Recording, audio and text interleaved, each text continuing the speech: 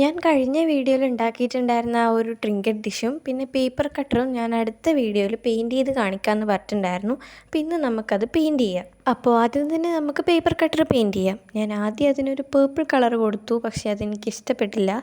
അതുകൊണ്ട് ഞാനത് മാറ്റിയിട്ട് ബ്ലൂ കളർ കൊടുത്തു. പിന്നെ ഈ ഫ്ലവറിൻ്റെ മിഡിൽ പോർഷനിൽ ഞാൻ യെല്ലോ കൊടുത്തു. പണ്ട് തൊട്ടേ എല്ലാവരും യെല്ലോ ആണ് കൊടുക്കാറ്.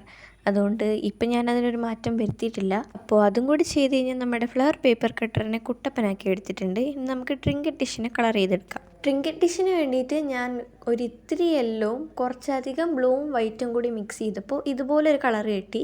ഇത് ശരിക്കും ബ്ലൂ അല്ല നേരിട്ട് കാണുമ്പോൾ, പക്ഷേ ബ്ലൂ ആണ്. അതുപോലൊരു കളറാണ് ഞാനിപ്പോൾ കൊടുക്കുന്നത്. സത്യം പറഞ്ഞാൽ ഞാനിതൊരു ലൈറ്റ് ബ്ലൂ കൊടുക്കാമെന്നായിരുന്നു വിചാരിച്ചിട്ടുണ്ടായിരുന്നത്. പക്ഷേ നേരത്തെ യെല്ലോ എൻ്റെ ബ്രഷിലുണ്ടായിരുന്നതുകൊണ്ട് അത് ബ്ലൂ ആയിട്ട് മിക്സ് ചെയ്തിട്ടാണ് എനിക്കിപ്പോൾ ഈ കളർ കിട്ടിയത്. പിന്നെ കാണാൻ നല്ല രസമുണ്ടായതുകൊണ്ട് ഞാനത് കീപ്പ് ചെയ്തു. പിന്നെ ഈ ട്രിങ്കറ്റ് ഡിഷിൻ്റെ ബാക്ക് വശത്ത് ചെറുതായിട്ട് ക്രാക്സൊക്കെ വീണായിരുന്നു ഉണങ്ങിയപ്പോൾ. പിന്നെ ഞാനത് അഡ്ജസ്റ്റ് ചെയ്തു. അപ്പം നമ്മൾ 2 ഐറ്റംസും പെയിൻറ്റ് ചെയ്തെടുത്തിട്ടുണ്ട്. ഇനിയാണ് കോമഡി പാർട്ട് വരുന്നത്. 2 വട്ടം ഈ ഒരു പേപ്പർ കട്ടർ യൂസ് ചെയ്തപ്പോഴത്തേക്കിനും അതിൻ്റെ അവസ്ഥ ഇതാണ്.